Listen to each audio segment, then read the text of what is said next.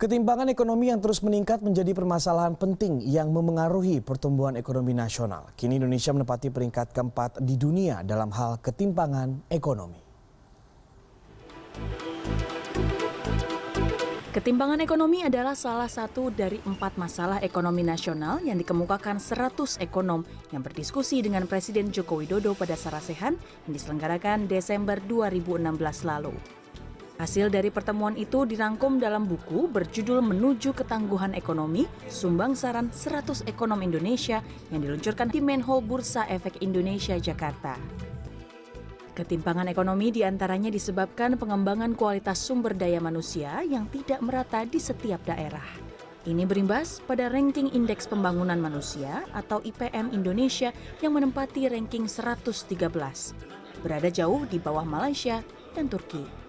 Untuk memperbaiki kesenjangan itu adalah meningkatkan Human Development Index kita ya, terutama sumber daya manusia, karena kita melihat ada korelasi yang signifikan. Di sisi lain, pembangunan ekonomi nasional juga harus sejalan dengan kebijakan yang telah ditetapkan dalam undang-undang. Sebab, satu kebijakan akan berdampak pada kebijakan yang lainnya. Contoh misalnya, ya, pemerintah ingin membangun infrastruktur.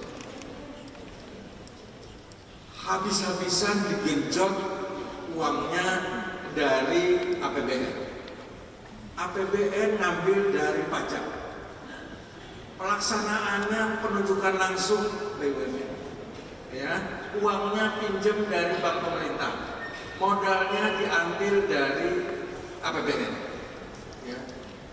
Satu sisi good, karena infrastruktur akan terbangun dengan cepat.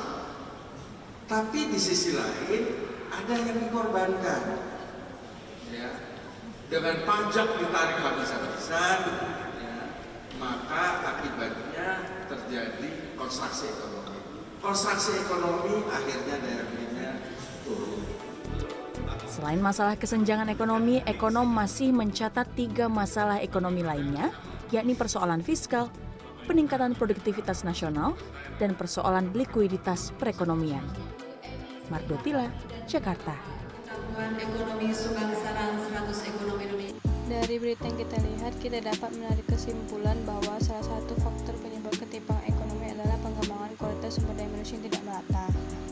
Pengembangan kualitas SDM adalah bagian dari proses dan tujuan dalam pembangunan nasional Indonesia. Salah satu faktor penghambat peningkatan SDM adalah kurangnya data kredibel yang memperjelas manfaat investasi dalam SDM. Upaya untuk pengembangan kualitas SDM adalah dengan bekerjasama dari semua pihak, khususnya keluarga, dalam hal pemberian pendidikan dan keahlian sesuai dengan standar yang ditetapkan oleh pemerintah. Strategi yang dilakukan untuk mencegah ancaman dari bidang ekonomi: yang pertama, menekan tingkat pengangguran; yang kedua, mengatasi masalah infrastruktur; yang ketiga, mengatasi masalah korupsi; yang keempat, mengatasi masalah kesenjangan ekonomi; yang kelima, mengatasi masalah ketergantungan impor.